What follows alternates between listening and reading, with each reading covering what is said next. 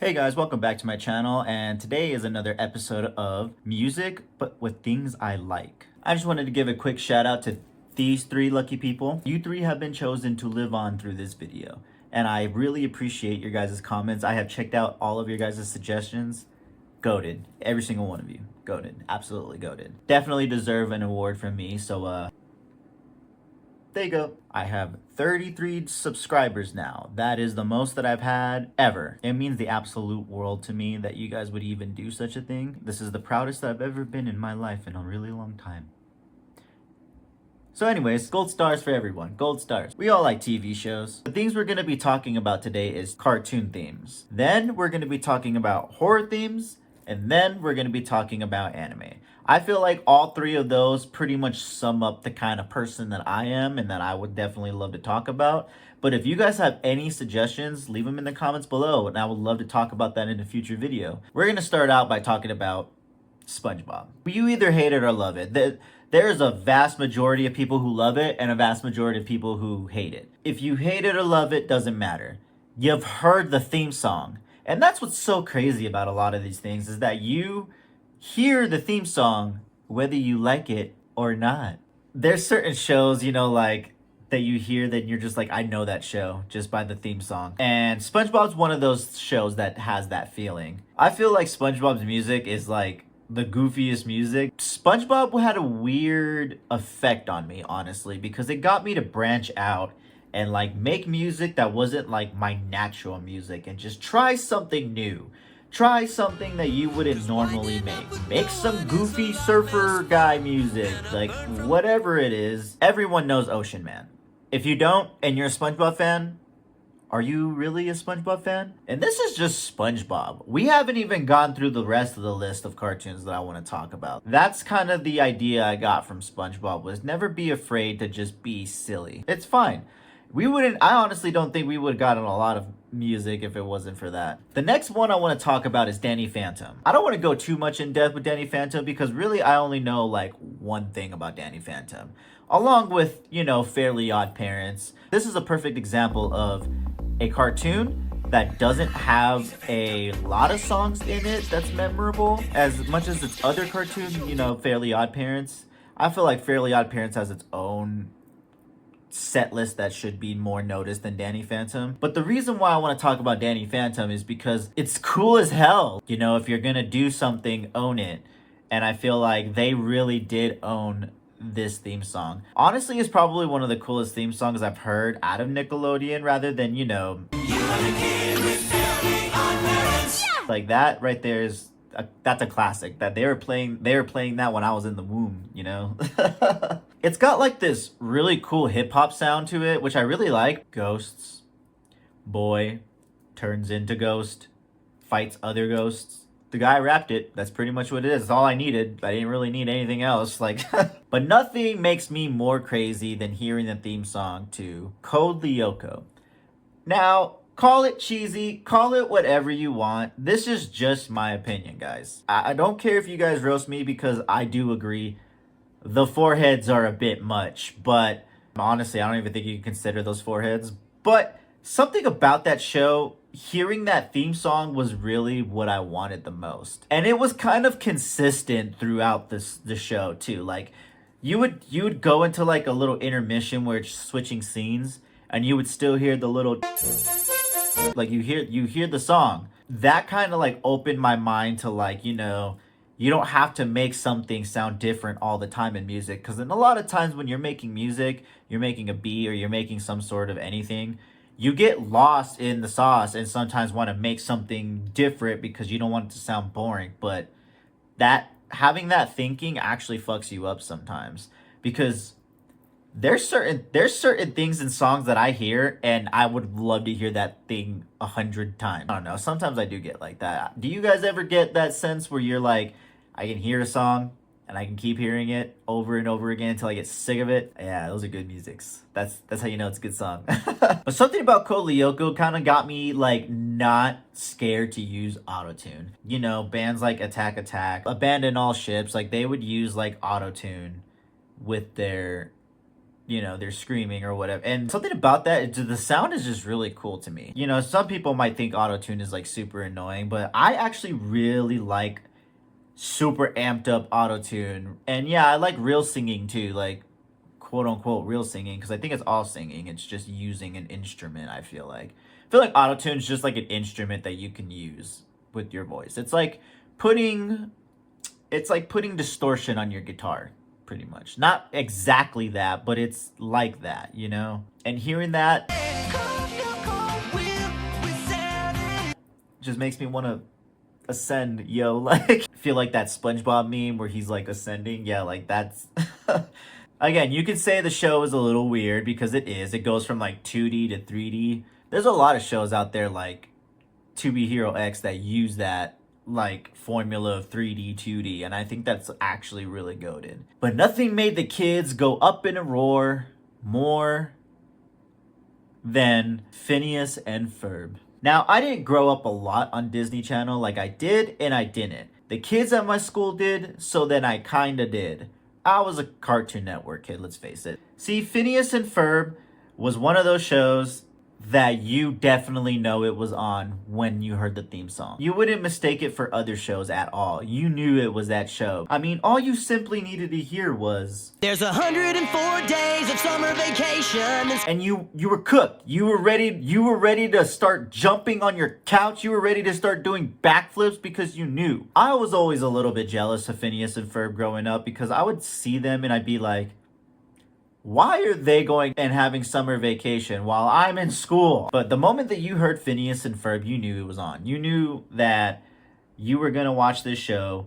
Phineas was going to piss off his sister and his brother wasn't going to say a damn word, probably would say like 2 words and still have most of the riz of the entire show. And you knew Doofenshmirtz was going to always be tricked by that platypus dude, you know? Like, honestly, Doofenshmirtz was my favorite character. Who was your favorite character in Phineas and Ferb if you ever watched it? And for people who are older and have not seen Phineas and Ferb's theme song is played by none other than Bowling for Soup. I think that is probably one of the coolest things ever. Bowling for Soup has been in my life since forever. My older cousins like listening to it, and for some who have watched my last video, you guys know that I was really into like Tony Hawk era stuff. I was a skateboarder, so like listening to like Bowling for Soup, Less Than Jake, a lot of those bands have like really put a dent in my, you know, soul in a good way. I really try to go into music having an open mind, and this is exactly the reason why. This is a children's show that has this. This is the most amazing thing I've ever heard of in my life. Now, What's New Scooby-Doo is another one of those cartoons that had a band that played the theme song. Simple Plan. I love Simple Plan. Simple Plan is really fucking dope. And I think the touch that they put on What's New Scooby-Doo really got me into pop punk at a really, really early age. See, to me, these guys are like my older brothers, my older cousins, like people who are older than me, trying to teach me like skateboarding, you know, like trying to teach me that era. And I feel like it was very effective because I don't think I would be trying to even listen to music like that if it wasn't for them. I really love What's New Scooby-Doo. What's New Scooby-Doo, you know, has a lot of those crazy moments. That vampire band is actually pretty sick. You know, there's just a lot of memorable things in that show. Not everybody watched it because I feel like I was only watching it because of that damn theme song. That theme song just came on and I was just like, all right, we're watching this. See, like stuff like that like really like hits me hard because it's like stuff I'm actually into. Powerpuff Girls had like some really, really good music, and I'm really glad that I got to hear it, because if it wasn't for Powerpuff Girls, I don't think I would be branching out into the things that I would be branching out into. Supergirl made me feel awesome. I don't care what anyone says. Like, that song was awesome. Like, it was just super cool to see them like fighting and like going with the music.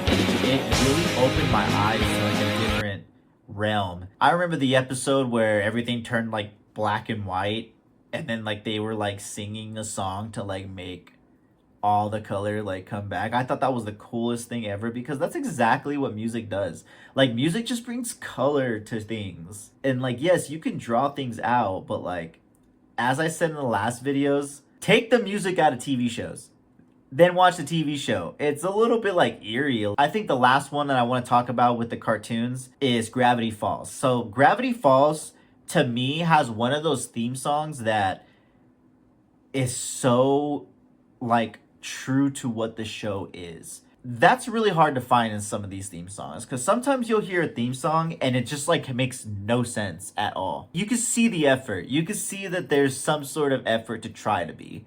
And I feel like if you're not trying to do that, I feel like it's just gonna fall apart if you don't try to make it sound how the show should look and like feel. But going back to what I was saying about Gravity Falls.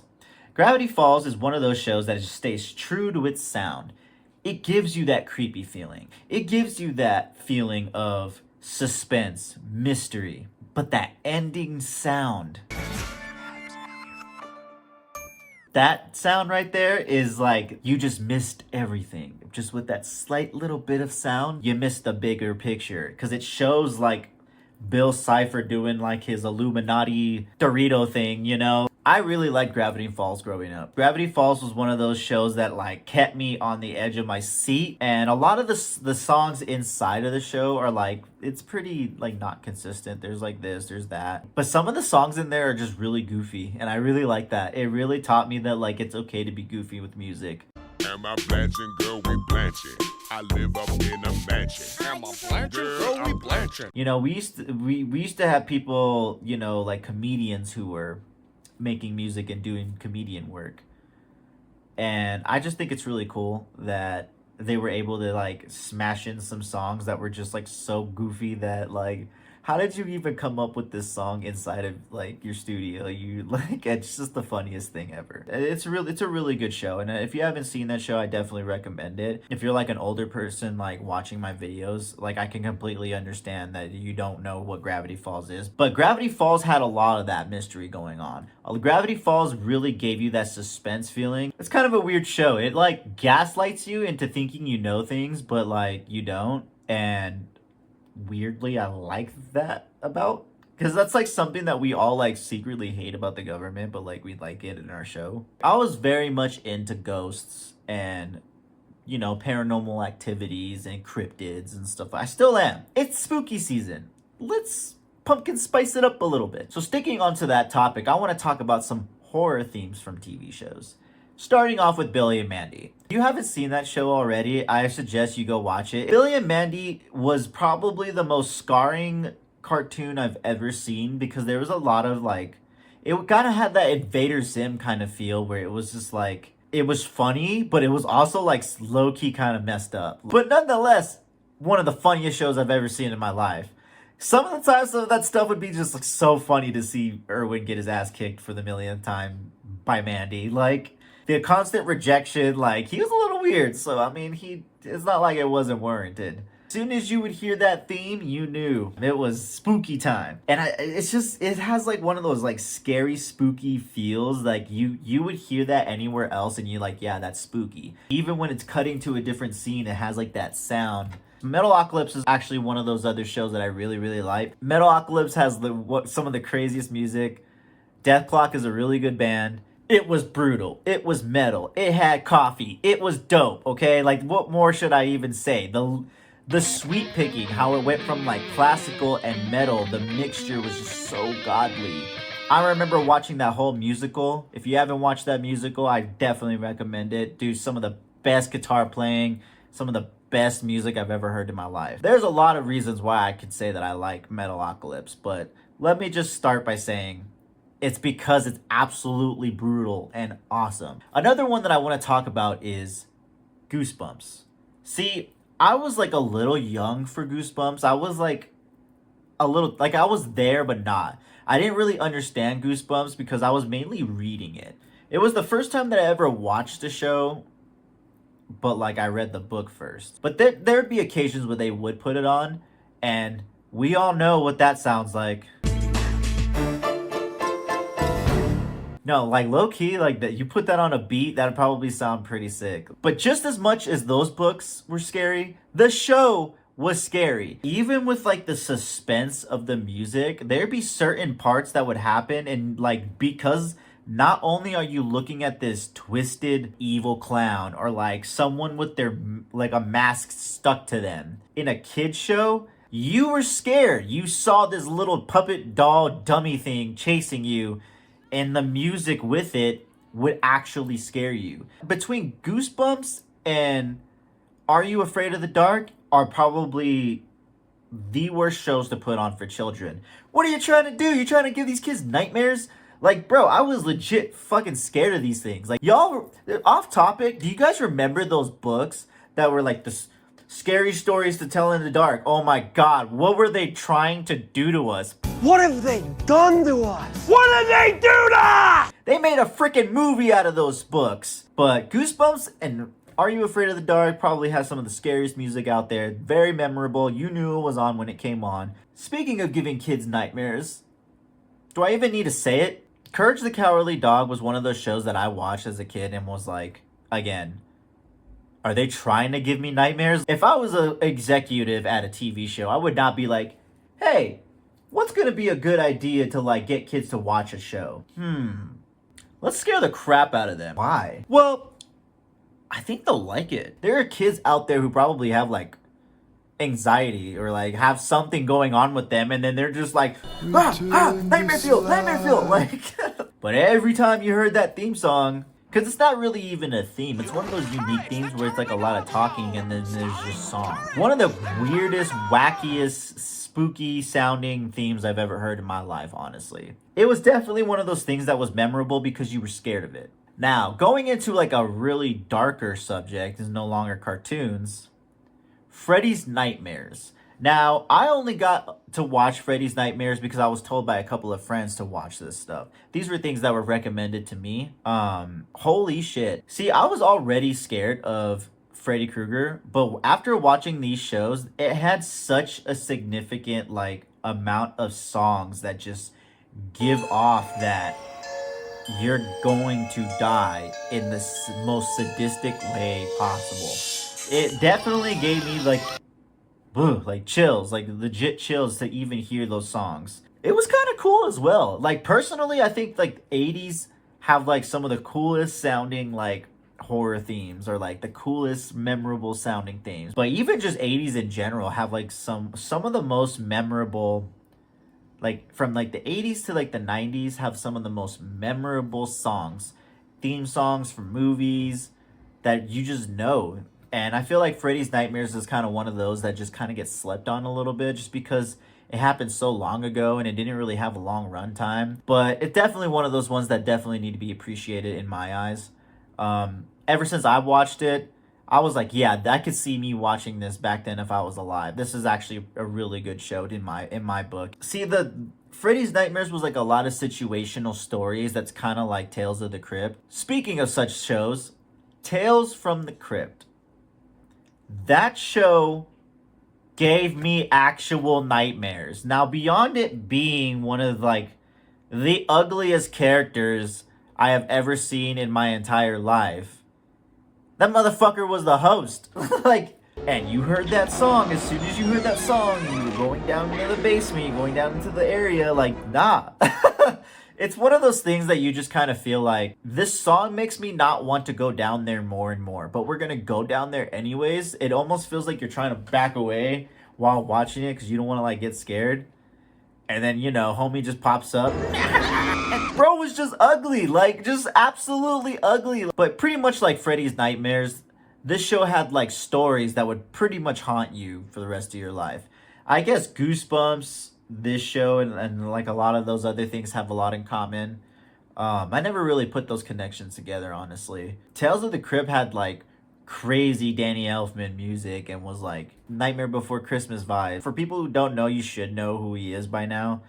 Bro makes some pretty spooky music. Speaking on things that are strange, I'm pretty sure you know where this is going. Stranger Things is one of those shows that has some of the music that I was talking about earlier in the earlier 80s and like 90s. They had some of the most goated sounding music, and they just took all that and said, let's make it new.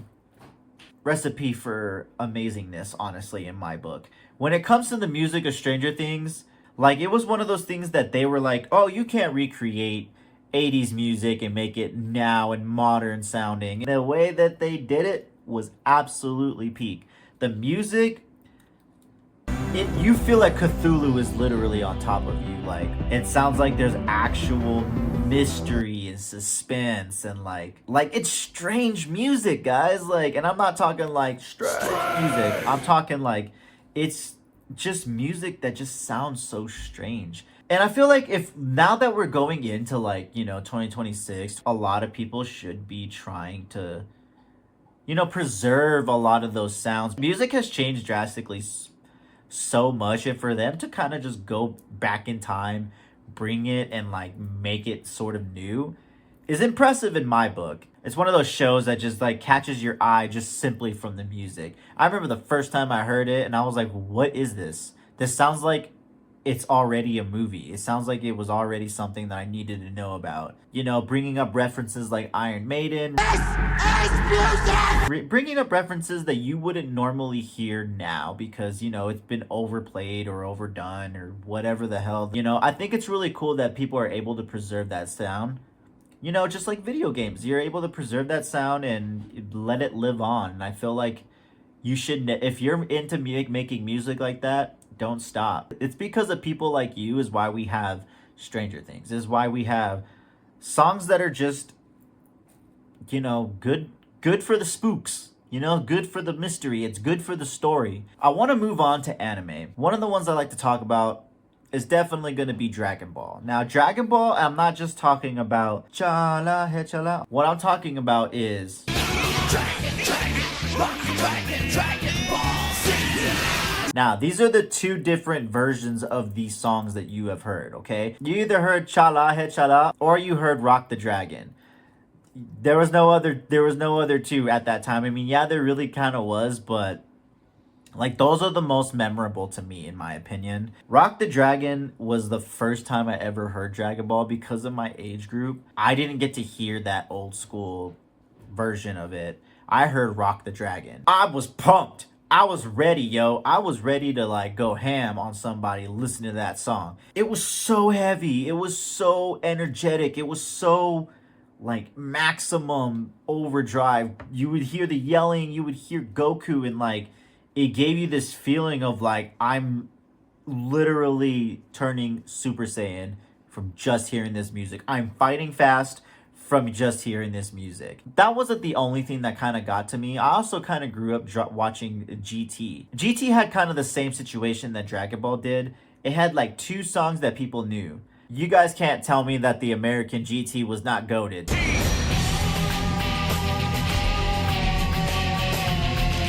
Dude, that song was on another level. Both of these versions of these two different shows had like the same energy for me, and it gave me what I wanted. One was like a classic.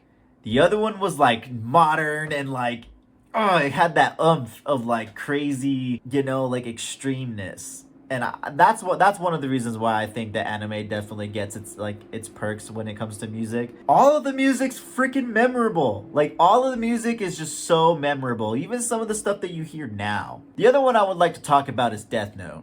Now, Death Note, there's only one reason why I'm talking about Death Note. We all know the classic versions of the themes. Like, out of the first season, I think it was up until like the second season, is when shit got really, really crazy. This is one of those shows that has an actual band playing the theme. Maximum the Hormone.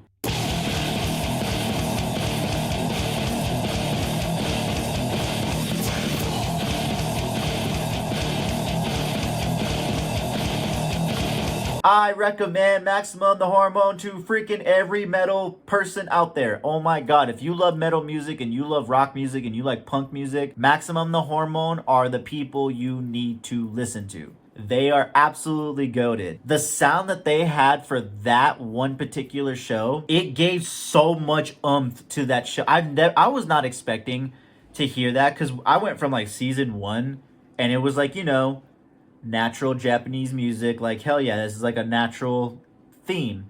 And then they came out with like this metal music screaming at your face for like a detective show. Like, it's the most coolest thing you could ever freaking witness. Now, I don't want to go too much into talking about Maximum the Hormone because I think that deserves a whole nother video on its own. But if you haven't checked them out, definitely go check them out. But Ever since I saw that in Death Note, like it got me stuck on Death Note. I was already into the show, but right after that happened, I was like, oh no, it's happening. It's happening. Like I got so geeked and I don't even know why. I think it's just because I love music that much. I would play that on a big old speaker if I could. It's pretty much just music, but like the way that they performed it and they like came out with it is what really gave it its I feel like. Another one of those animes that have like really good bands in it, Naruto. Now, I'm only talking about Naruto because Naruto has like 5-6 fucking great theme songs. Naruto has like a lot of them, honestly. The main ones that I really want to talk about is the Asian Kung Fu generation.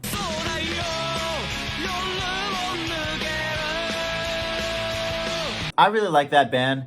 The song in it that they have for the theme is really, really good. And I feel like, you know, bands like Kanabun is like, a lot of those bands are something that I actually put into my playlist. If it wasn't for Naruto, I actually would have not ventured out into even listening to any kind of like J-rock, J-pop music or any kind of, you know, Japanese type music. I would have never went out and like searched it on my own. And I have Naruto to thank for that.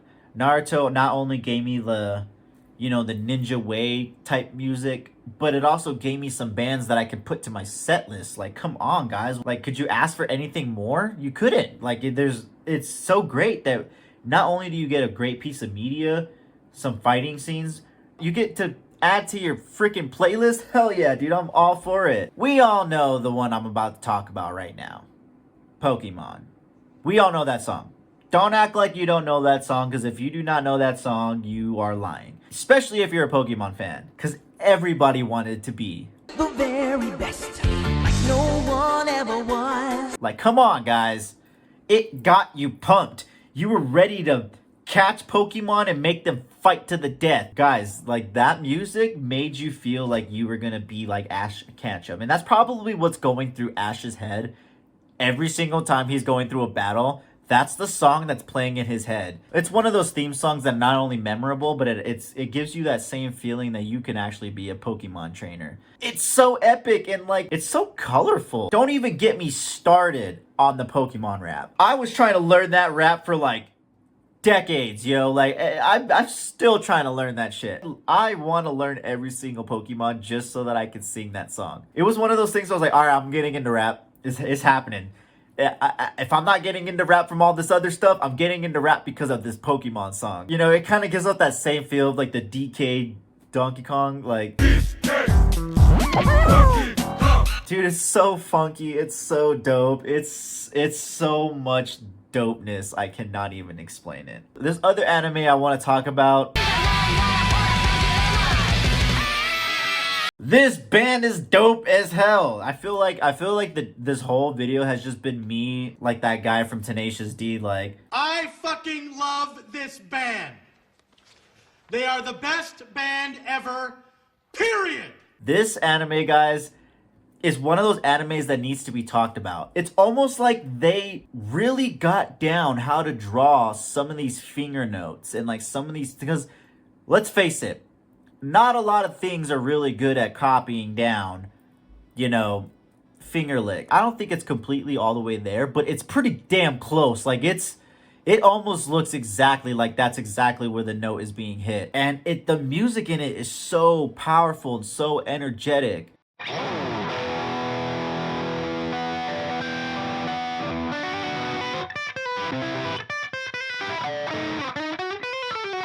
To really start getting into like music that I'm not really, you know, familiar with, especially when it comes to like seeing that it's a bunch of maids, like, that's crazy as hell. It's the coolest thing ever because, like, yeah, I don't know why that looks so much more metal than like seeing a dude with like long hair and like chains and spikes and metal, but something about seeing maids beat the living hell out of drums and shredding the hell out of a guitar is just, it's so metal to me. It kind of gives me like that, you know, baby metal vibe or lady baby. Kind of weird that they both kind of sound the same.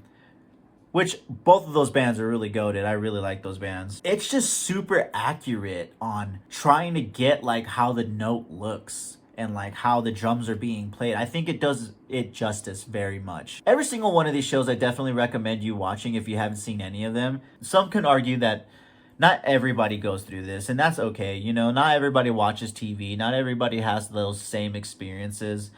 But the point of the video is pretty much saying music is practically everywhere, and music cannot be outrun. It's a little bit scary almost. It's almost like it's chasing you in a sense. Probably one of the coolest videos that I've done. I love talking about all of this stuff. If you guys have any suggestions of things that I should watch, check out, so I could probably do another video on, I could definitely do that. Just leave a comment down below. Thank you guys for coming out to this video. I hope you guys enjoyed it. Yeah, if you haven't subscribed, please consider subscribing. It helps me out a lot. It makes me want to kind of do these more. Comment which one was your favorite, or if none of them were your favorite, comment below which one is your favorite. And I'll see you guys in the next one. Thank you for coming on. Thank you for showing up.